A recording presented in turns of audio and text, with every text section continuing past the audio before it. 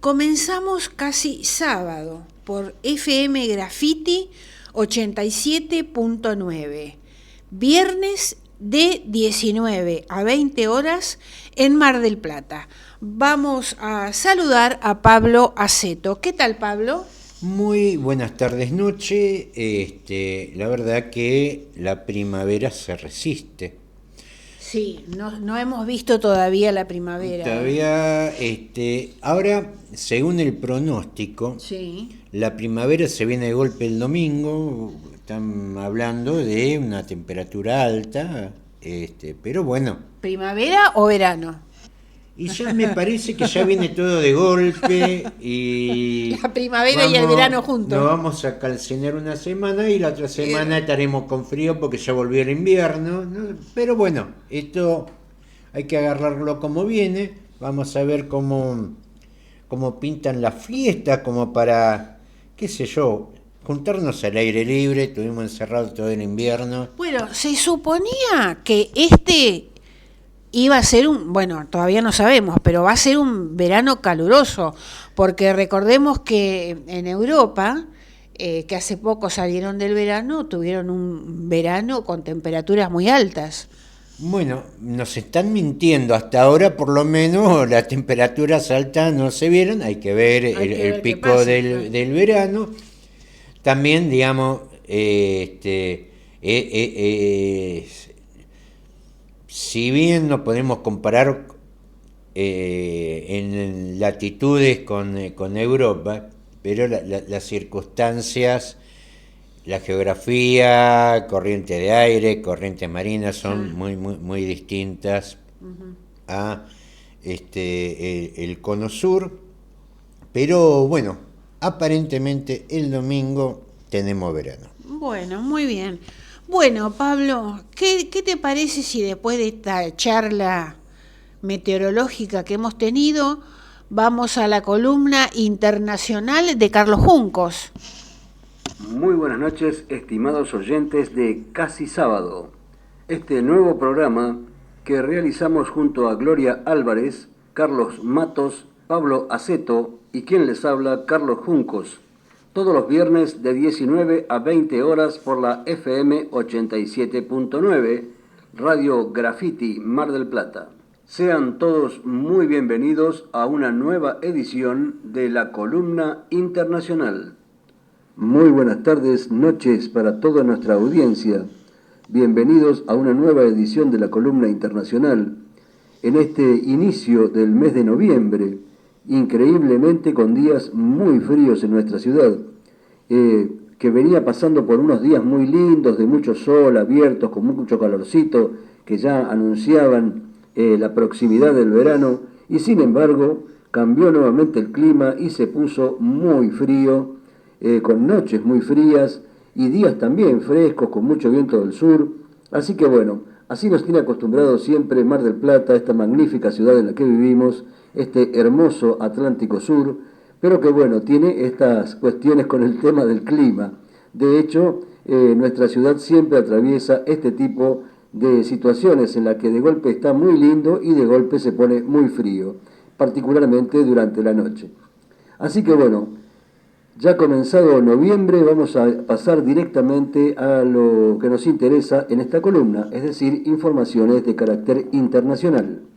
Como viene ocurriendo actualmente, la noticia casi exclusiva en el ámbito internacional es la guerra en la Franja de Gaza, es decir, la guerra entre Israel y Hamas, en la que después del ataque el ataque sorpresivo que realizara Hamas, Israel ha tenido una respuesta realmente demasiado contundente, a mi entender, exagerada la respuesta con respecto a lo que está ocurriendo, a lo que ocurrió, digamos, en el primer ataque. Es una guerra muy despareja, pero que además está causando daños a los civiles de manera incontrolable. Cientos, de hecho, algunos portales califican a la Franja de Gaza como el cementerio de niños, porque están siendo víctimas de estos bombardeos que está realizando Israel sobre la Franja de Gaza. Es comprensible que se trata de una guerra, es decir, que las condiciones que nosotros conocemos en la vida cotidiana no son las mismas cuando hay un conflicto bélico. Es decir, en este tipo de cosas siempre va a haber muchísimos muertos. El tema es que se ha tratado incluso a través de la legislación internacional de proteger sobre todo a los civiles, a las personas que no tienen una participación directa en el conflicto. Y bueno, esto no está siendo respetado, casi nunca ha sido respetado, pero en este caso está siendo, hay muchísimas víctimas civiles y esto, bueno, ha traído repercusiones en todo el mundo. De hecho, ha saltado el charco, ha venido desde allá, desde tan lejos, y ha entrado ya en la política de América Latina. Digo esto porque Bolivia acaba de romper relaciones con Israel por la desproporcionada ofensiva militar en Gaza. Y al mismo tiempo Chile y Colombia llaman a consulta a sus embajadores. A eso me refiero cuando digo que ha saltado el charco y ya está en América este debate también que tiene que ver con tomar posición con respecto a esta guerra en particular.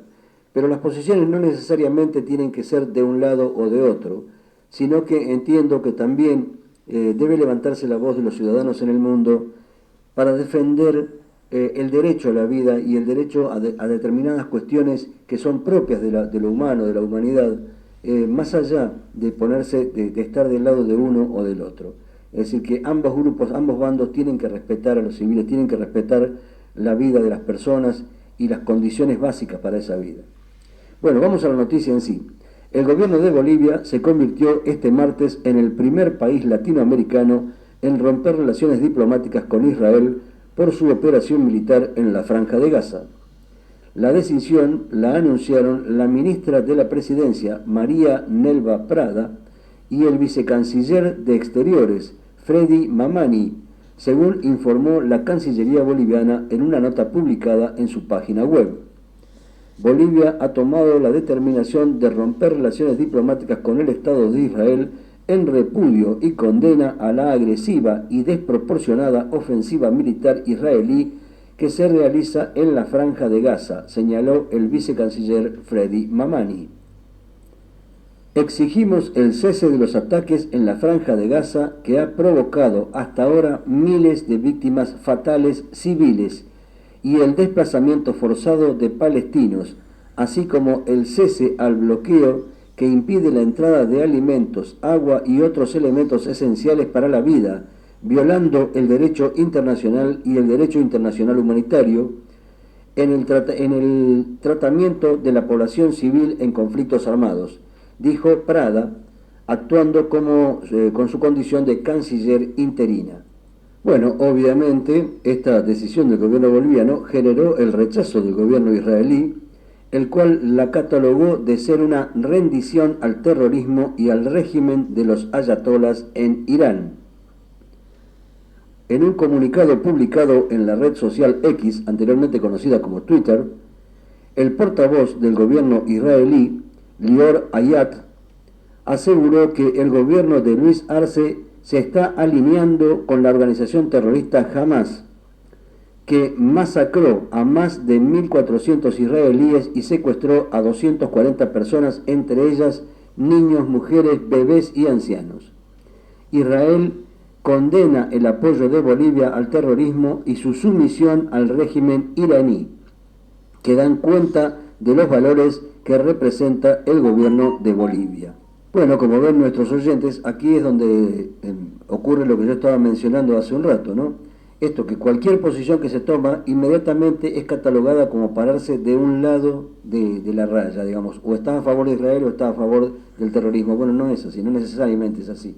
Digamos, uno puede tener una opinión diversa y sobre todo cuando están en juego la vida de los civiles, porque los conflictos armados, precisamente para eso existen fuerzas armadas y gobiernos que se enfrentan, pero no necesariamente son los ciudadanos, en este caso los ciudadanos israelíes ni los ciudadanos palestinos son los responsables de esos conflictos. Y en ese contexto, de acuerdo con el diario británico The Guardian, Bolivia es el primer país en el mundo en romper lazos diplomáticos con Israel a raíz del conflicto actual que se inició el 7 de octubre pasado, cuando Hamas lanzó un ataque contra Israel durante el cual mató a unas 1.400 personas y secuestró a más de 200, la mayor parte civiles. A partir de entonces, Israel inició una campaña de bombardeo sobre Gaza que ha matado a más de 8.500 personas, según las autoridades sanitarias de la Franja de Gaza. Aunque el objetivo declarado de Israel es eliminar a Hamás, el gobierno que gobierna a Gaza desde el 2007 y es considerado como un grupo terrorista por la Unión Europea y Estados Unidos, muchas de las víctimas de esos bombardeos son mujeres y niños. Por su parte, claro, Hamás celebra la decisión de Bolivia. El anuncio de la ruptura de relaciones con Israel se produjo un día después de que el presidente Luis Arce se reuniera con el embajador de la Autoridad Palestina en La Paz, Mohamed El Awani. En su declaración de este martes, los ministros bolivianos abogaron por la declaración de un cese al fuego y anunciaron que el gobierno de Arce enviará ayuda a Gaza. Los funcionarios bolivianos no hicieron ninguna mención al mortal ataque que ejecutó Hamás contra Israel el 7 de octubre.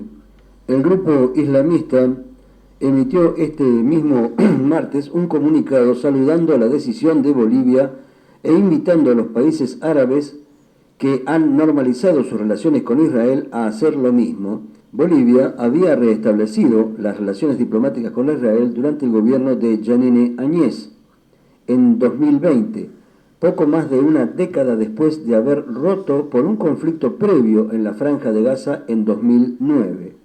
Y la noche de este martes, el presidente de Colombia, Gustavo Petro, anunció el llamado a consulta a la embajadora de su país en Israel, Margarita Eliana Marjarés Herrera. En un mensaje publicado en la red X, el mandatario señaló: he decidido llamar a consulta a nuestra embajadora en Israel. Si Israel no detiene la masacre del pueblo palestino, no podemos estar allá. Por su parte, el presidente de Chile, Gabriel Boric, también anunció este martes en su cuenta en X que estaba llamando a consulta al embajador en Israel, Jorge Carvajal, ante las inaceptables violaciones de los derechos internacionales humanitarios en que ha incurrido Israel en la Franja de Gaza.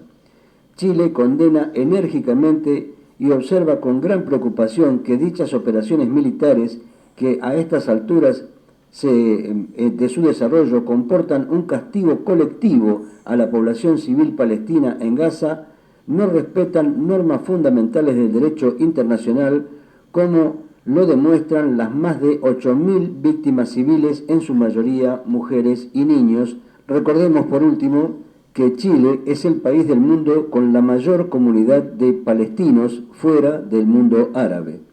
Bueno, como siempre se nos ha agotado el tiempo, así que vamos a despedirnos aquí mismo, dejándoles a todos un gran saludo, que disfruten de nuestra ciudad y tengan un excelente fin de semana. Nos encontraremos en el próximo programa.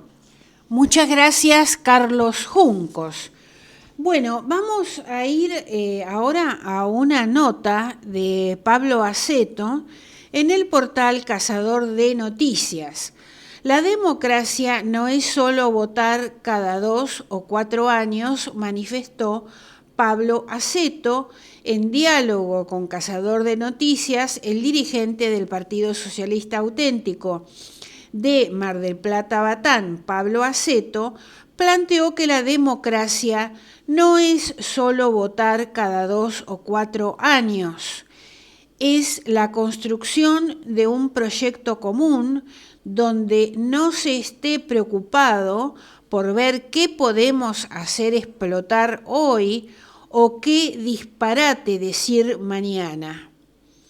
Es la Asociación para el Bienestar Común. Se cumplieron 40 años de democracia y si bien logramos continuidad institucional, lamentablemente hay muchas asignaturas pendientes. Estamos ante un gobierno nacional que evidentemente fue malo, pero aún así fue superado por el fracaso de la oposición, lo cual es algo grave, porque en el juego de la democracia se necesitan opositores Y no me voy a referir solamente a Juntos por el Cambio. Vemos a la izquierda dividida en un frente y dos partidos troquistas.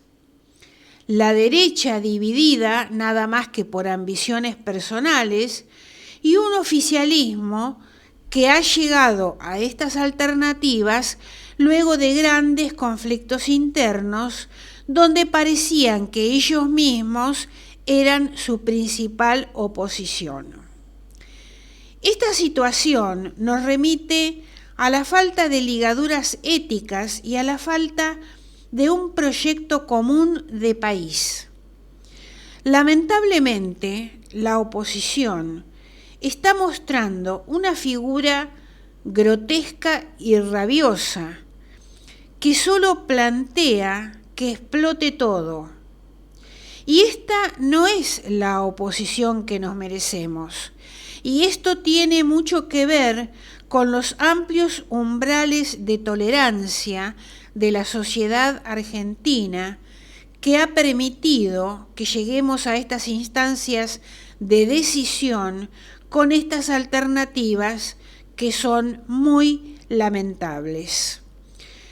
No se puede plantear un mercado para la venta de órganos o la libre portación de armas, ni tampoco se pueden achacar los problemas del país a los jubilados o a los derechos laborales, porque los problemas son otros. El nuestro es un país absorbido en su economía y en sus instituciones por intereses extranjeros, aprovechando, como decía Martín Fierro, la pelea entre los hermanos.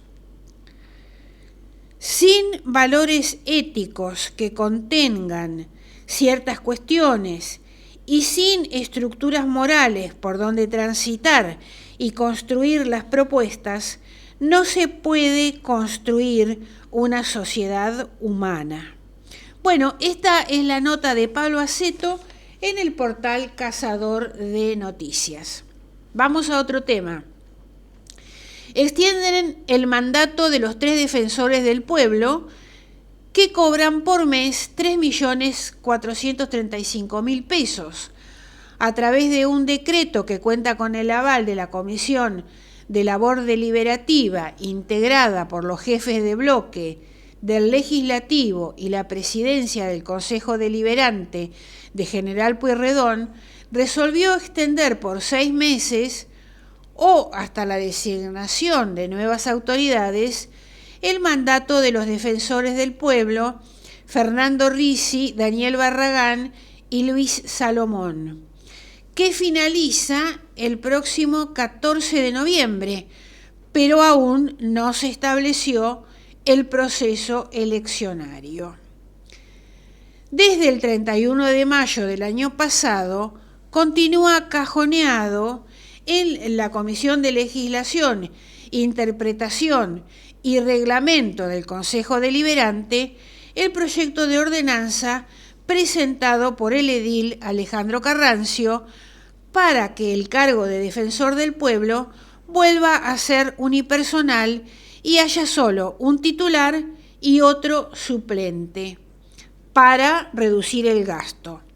El sueldo en bruto de cada defensor del pueblo asciende a 1.145.129 pesos, totalizando entre los tres 3.435.388 pesos.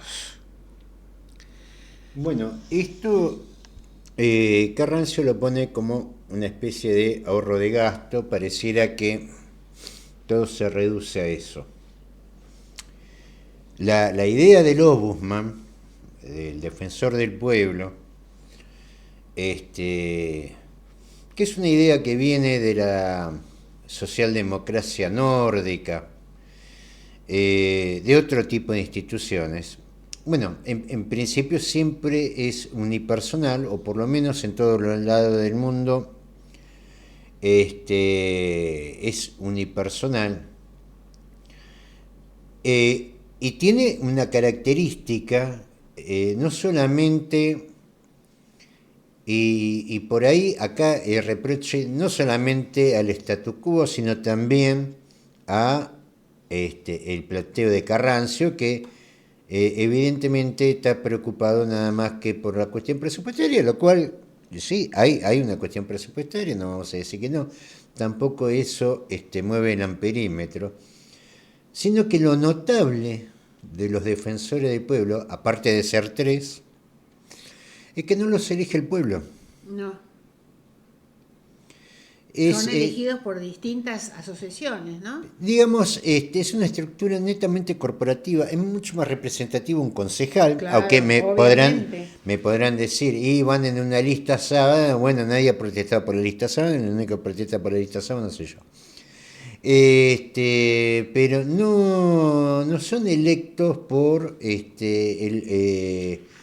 por el pueblo, sino por un montón de corporaciones, algunas de dudosa laya, como la ONG, que hay tantas ONG con los papeles al día, yo no digo que no, pero no sabemos muy bien a qué responde. Y de ahí circula algo que yo, no con esta actual composición, nosotros tuvimos una reunión con la anterior composición de los defensores del pueblo por el tema de la ordenanza 6979/87, que establece que el transporte público debe estar administrada por una sociedad de Estado.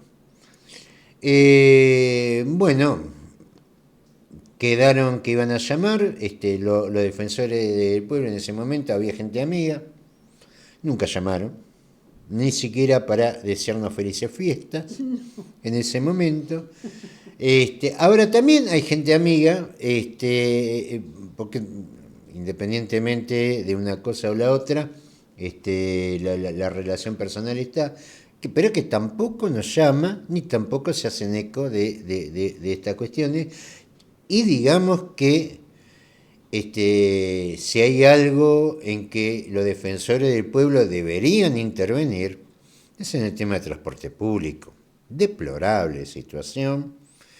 Lo estamos viendo acá en el barrio, lo estamos viendo, la verdad que los autos particulares están saliendo llenos porque llevando a los vecinos al trabajo. Ahora porque falta gasoil, cuando hay gasoil porque están constipados de gasoil, pero el tema es que el transporte público no funciona. Pero realmente había que rever esto. Nosotros habíamos presentado un proyecto que esto, aunque parezca contradictorio, no lo es, que es el ombudsman de las personas con discapacidad, donde sí corresponde, ya que es algo tan específico, ser elegido por las asociaciones que están sobre el tema de discapacidad. La verdad que el ombudsman, como está planteado en Mar del Plata, no tiene razón de ser. Y no es cuestión de que si es caro o es barato, o lógicamente tampoco es cuestión de tirar la plata por la ventana, no estoy diciendo eso, pero independientemente de eso, primero tendría que intervenir más la gente en la elección de su representante, porque de hecho los que representan al ciudadano de Mar del Plata son los concejales, más 3 defensores del pueblo, y la verdad que entre todos no hacemos uno. No, porque ninguno se ocupa del tema del transporte. Del tema de transporte. Entre otros temas, ¿no? Entre otros temas, pero digamos, esto es tan claro y tan evidente. El problema te pega en la cara, porque es claro, pero no es solamente discutir que nos salga un peso más, un peso menos. El tema es algo que funcione y algo que tenga que ver no solamente con la repartición de cargos, hay un integrante, Salomón creo que se llama, que tuvo, a ver, que no tendría que ser defensor del pueblo, fue partícipe de un escándalo que lo mantuvieron, no sé por qué compromiso, vaya uno a saber, pero esto así no nos sirve, esto así no nos sirve. Tendremos que buscar, la verdad que reducirse a gastar más, gastar menos, es una simplificación. Por supuesto que siempre hay que cuidar la plata, más la plata que es ajena porque es la plata del contribuyente, pero hay que ir un poquito más, ver más, Sí, más a al fondo, fondo, ¿no? a ver a ver, ya los 24 consejeros no nos sirven. Ya pusimos 3 OUMA, ¿qué más vamos a poner? ¿Qué más hace falta para que las instituciones funcionen? No, tiene que funcionar lo que está y tendría que funcionar como funcionaba, como en su momento era unipersonal, con un suplente, y bueno, tendrá que tener su estructura, pero la verdad que no, esto a la imagen de la gente, parece más un repartijo de cargos políticos que otra cosa. Muy bien, la Asociación Bancaria pidió autorización a la provincia para cambiar el actual horario de atención al público de 10 a 15 horas por el de 8 a 13 horas, que se conoce como horario de verano. Se pidió que el horario de verano comience el próximo 21 de noviembre hasta el 29 de marzo. Falta la confirmación y la respuesta por parte de las autoridades provinciales. Vamos al otro tema, Bueno, el feriado. Vamos a decir esto también. Yo no sé en qué asamblea preguntó esto la Asociación Bancaria a los empleados de banco. Bueno, no sé. A ver, Creo que no preguntaron a nadie. hubo mucho tiempo donde hubo horario de verano. Después se sacó eso, se unificó, especialmente por los tiempos de clearing y todo eso, y por las quejas que hacían los sector comercial. Porque, claro, viste, te cierra el banco temprano, está con las cajas ahí. Bueno, pero volvió y en eso tenía sentido con la pandemia. Porque era una hora de una apertura temprana. Recuerden que el banco andaba por la mitad. Había conturnos, no andaba, digamos, no es que era una maravilla como andaba, pero tenía más sentido. Ahora, yo la verdad que no le veo el sentido. Abrir un banco a las 8 de la mañana para que la gente te caiga toda junta al mediodía.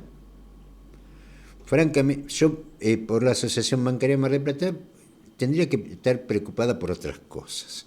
Y no por la hora en que abre el banco, porque la verdad, abrir el banco, que estén todos los empleados, 8 menos cuarto de la mañana, y antes también, para empezar a ver quién te va al banco a las 8 de la mañana. Los comercios están abriendo a las 10 de la mañana, y ya para esto las complicaciones de las compañeras con el tema de las guarderías. Te digo la verdad, yo no sé de dónde se le ocurrió a la bancaria que tendría que haber hecho una asamblea para preguntarle a los afiliados, che, ¿qué les parece el horario de verano? Porque esto se determina desde la gobernación de la provincia de Buenos Aires, ¿no? Sí, pero lo pide la bancaria. Claro. Ahora, ¿por qué lo pide? Porque no tienen que llevar al chico a la guardería, por ejemplo. O no están ejerciendo el comercio y se quedan a la 1 de la tarde sin banco. Porque, a ver, el comercio abre a las 10 de la mañana. Sí, Claro. A las 9, a las 10. Ya no hay banco. Y a la 1 ya no hay banco. Claro. Y a los empleados lo haces madrugar, tienen que ir de madrugada a abrir el banco para que entre el aire fresco, porque otra cosa no entra. Pero bueno, son cosas que andan por ahí. Bueno, el feriado del 20 de noviembre no se moverá pese al balotaje del día 19 de noviembre. A pesar del pedido de la Cámara Nacional Electoral, el gobierno confirmó que no se moverá el feriado del lunes 20, a pesar de que un día antes, el domingo 19, tendrá lugar el balotaje presidencial que protagonizan Sergio Massa y Javier Milei. Muy bien, vamos a otro tema. Exploración petrolera. Autoridades del consorcio portuario recibieron al barco de suministros encabezados por su presidente Gabriel Felicia. Saludaron al capitán del buque de suministros Geoservice 1. Esta embarcación cumple tareas de apoyo a la exploración petrolera en la cuenca argentina norte frente a las costas de Mar del Plata. El buque ingresará con regularidad al puerto de Mar del Plata para aprovisionamiento de víveres y mantenimiento de la embarcación.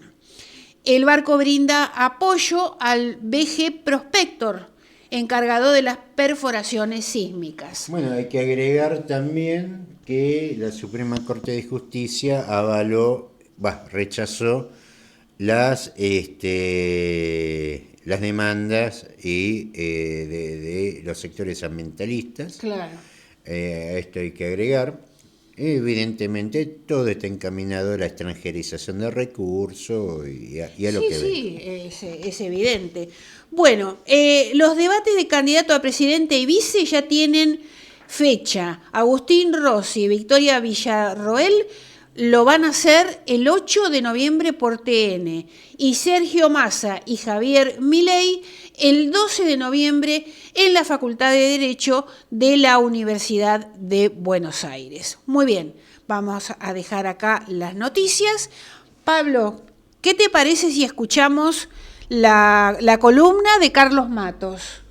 Ojo, no hay que contar los porotos antes de tiempo. Hola Gloria, ¿cómo estás Pablo? Hola Carlos. Nuevamente casi sábado. Este es un dicho muy común, no contar los porotos antes de tiempo. Lo aprendimos de niños cuando jugábamos al truco y lo aplicábamos literalmente al truco. Pero también a ese famoso no cantar victoria antes de tiempo. Y ¿se acuerdan? La semana pasada hablamos acerca de la ausencia de la discapacidad como tema en los debates y en las propuestas. Sí, hubo menciones, pero como tema transversal, como tema que comprende al 13% de la población, no, estuvo realmente ausente. Días pasados, uno de los candidatos, Sergio Massa, anticipó que el 10 de diciembre desaparecería la incompatibilidad entre las pensiones por discapacidad y la posibilidad de trabajar. Vamos a pasar esto en limpio. Esto significa que una persona con discapacidad que cobra una pensión, al momento de ingresar al mercado laboral, seguiría conservando esa pensión. Este anuncio en las redes sociales de muchas de las organizaciones de y para personas con discapacidad hizo ruido y se multiplicó hasta el infinito.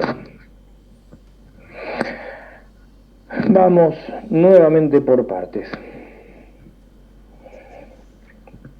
Cuando aprendimos a jugar al truco con nuestros primos, nuestras primas, con los tíos, en aquellas mesas de domingo, y después también con nuestros compañeros y compañeras de escuela, y también en esos trucos clandestinos porque a veces jugábamos por figuritas o por golosinas, y porque muchas veces nos escapábamos a la biblioteca para continuar alguna partida iniciada en el recreo.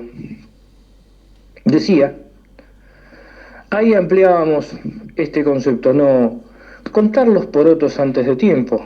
Es decir, no te agrandes, le decíamos a nuestros contrincantes cuando ya festejaban, aunque no hubiera terminado la partida. Generalmente un chico, después el otro chico, y antes de hacer el famoso bueno, es decir, la tercera posibilidad, muchos se jactaban de ser excelentes jugadores. Y entonces, como los tantos se contaban generalmente con porotos, también podía ser con maíz, desgranando algún choclo muy maduro, quedó instalada esa metáfora. Hoy prácticamente no la escuchamos en los niños, los adolescentes, tampoco en los jóvenes, pero quienes ya tenemos casi 60 años, nos resulta muy común. ¿Y qué tiene que ver esto con lo de la pensión y el trabajo? En realidad es una autocrítica que deberíamos hacer quienes integramos el colectivo de personas con discapacidad.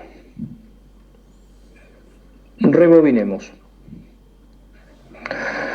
En los debates presidenciales la discapacidad estuvo prácticamente ausente. La semana pasada, el candidato Sergio Massa, uno de los dos candidatos a este balotaje, anunció que desaparecería esa incompatibilidad. ¿Cuál? Que las personas con discapacidad que cobran una pensión, al ingresar al mercado laboral, no perderían esa pensión. Sobre este tema hemos hablado muchas veces en estos micrófonos y planteamos que realmente es injusto que quien ingresa al mercado laboral pierda la pensión, porque el sentido de la pensión es totalmente diferente al de la retribución por el trabajo. Hay un principio que dice que igual remuneración, igual trabajo, es decir, que dos personas que realizan un mismo trabajo merecen una misma remuneración, y estamos totalmente de acuerdo. El problema se plantea cuando la situación de las dos personas no es exactamente la misma, la de ambos operarios. Es lógico que cobren lo mismo por lo que están haciendo. Pero en esa situación de desigualdad, las personas con discapacidad tenemos muchos gastos mayores a la de una persona que no tiene una discapacidad. Gastos específicos producidos por la discapacidad, dentro de este modelo capitalista, hecho que no podemos desconocer.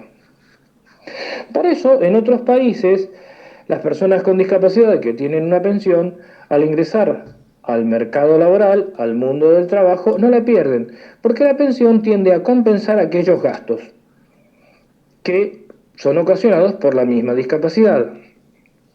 Y no hablamos únicamente de medicamentos, hablamos, por ejemplo, de instrumentos, de herramientas, de elementos que necesitan las personas con discapacidad, que necesitamos las personas con discapacidad para una calidad de vida equivalente a la de los demás. Sobre esto hemos venido desarrollando muchas luchas desde hace, por lo menos que yo recuerde, 30 años.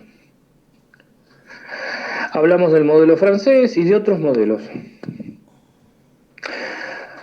La compañera Gabriela Troiano, del Partido Socialista, que estuvo en la Comisión de Discapacidad en el Congreso de la Nación, recordemos que ella fue diputada nacional, planteó en más de una oportunidad el ingreso universal por discapacidad. Bueno, este sería otro tema, el ingreso universal por discapacidad o directamente el ingreso básico universal. Pero en el planteo de la compañera Gabriela Troiano se entendía esta misma situación. El tener una discapacidad ya nos coloca en un desequilibrio en relación a las demás personas dentro del mismo mundo del trabajo. Pero volvamos al título. Ojo con contar los porotos antes de tiempo.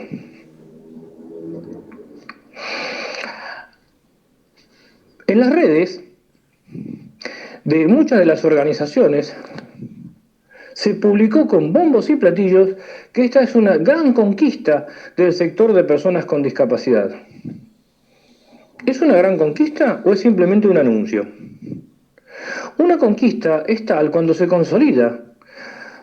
Conquista va a ser el día que realmente la pensión por discapacidad y la posibilidad de trabajar no sean solo una teoría o un mero anuncio. La conquista es cuando directamente la realidad se modifica, no cuando se dice. Y esto hay que hablarlo con total claridad. ¿Por qué esperar al 10 de diciembre? ¿Por qué no se pone en marcha ya? Si es un tema que venimos tratando desde hace muchísimos años y se los hemos ido planteando a cada uno de los gobiernos. Sí, seguramente se nos responderá, bueno, por lo menos Sergio Massa lo plantea. ¿Es verdad? Lo plantea. El candidato Milei directamente lo desconoce. Esto también hay que tenerlo en cuenta. Pero la columna esta apunta a la autocrítica que tenemos que hacer como colectivo. No cantar victoria antes de tiempo. Esperar, estar atentos. Sí, alegrarnos porque uno de los candidatos hizo eco de este reclamo. Pero todavía esta situación no está conquistada. Entonces, no contemos los porotos antes de tiempo. Nos encontramos el viernes próximo. Muchas gracias, Carlos Matos. Pablo, ¿por qué la oposición se derrumba ante un mal gobierno? Evidentemente porque han sido incapaces en cómo presentarse como alternativa. A ver, vos estás en el gobierno y pasás distintas circunstancias. A veces se te complica, a veces alguno te la complica. La oposición, y este es el valor de la oposición en una democracia madura, la que no está pegada en la gestión, tiene otra mirada, tiene otros tiempos, pueden plantear otras cosas.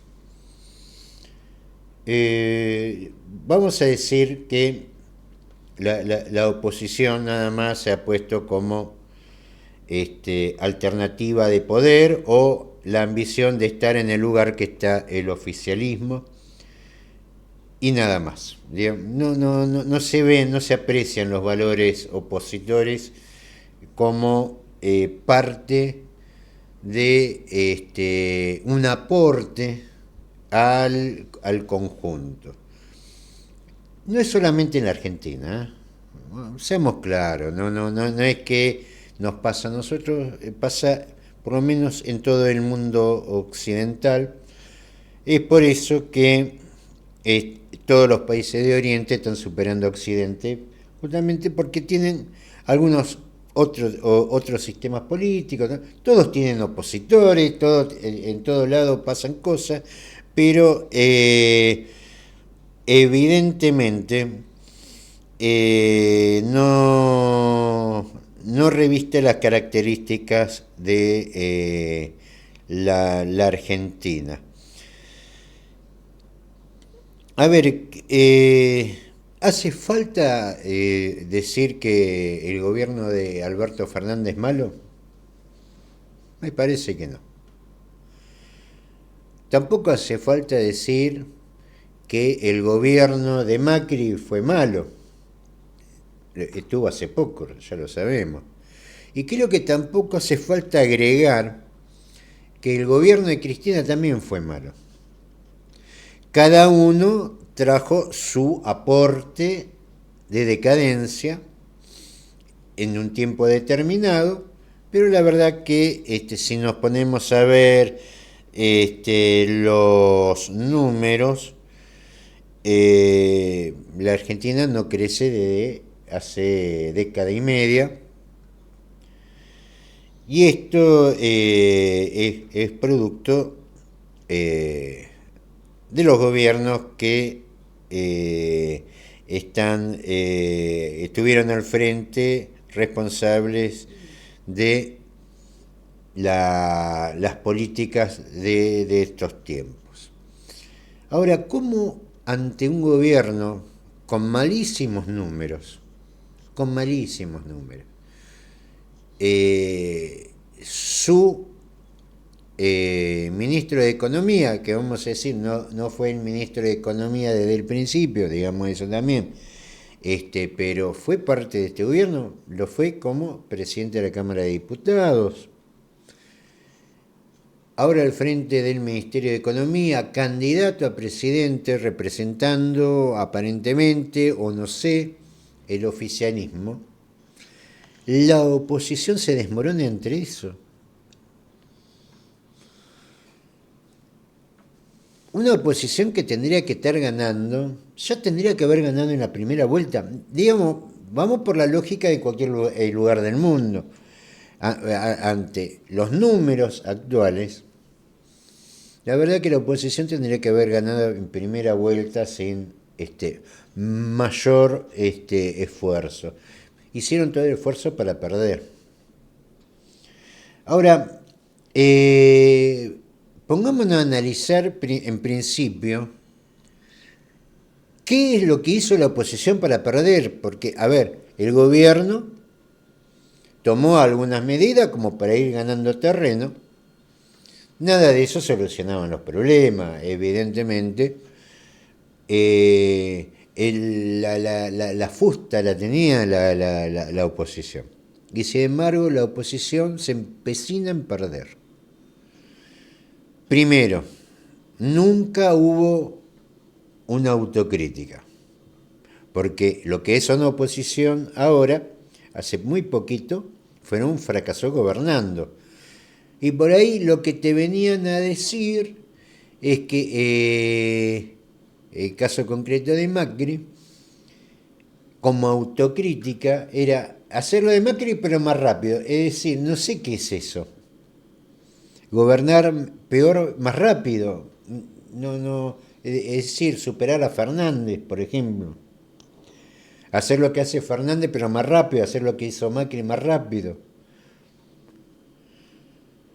Y por sobre todo, que yo no sé si la gente lo tiene razonado, pero lo intuye, es en dónde colocó la oposición los problemas del país.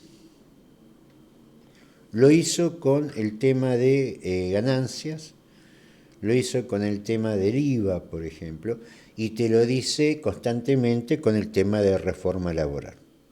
Es decir, en concreto, ¿por qué el país está en crisis?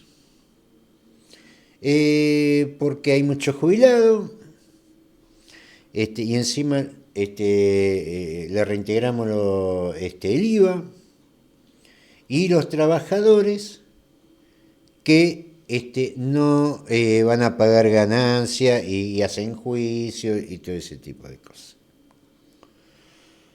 21% del IVA con tope, ganancias. Nosotros siempre hablamos sobre el tema de la cuestión petrolera. Todavía tenemos unos minutos. Los subsidios en dólares, pero en algún momento, pero en otra radio hablamos sobre el tema del sistema financiero.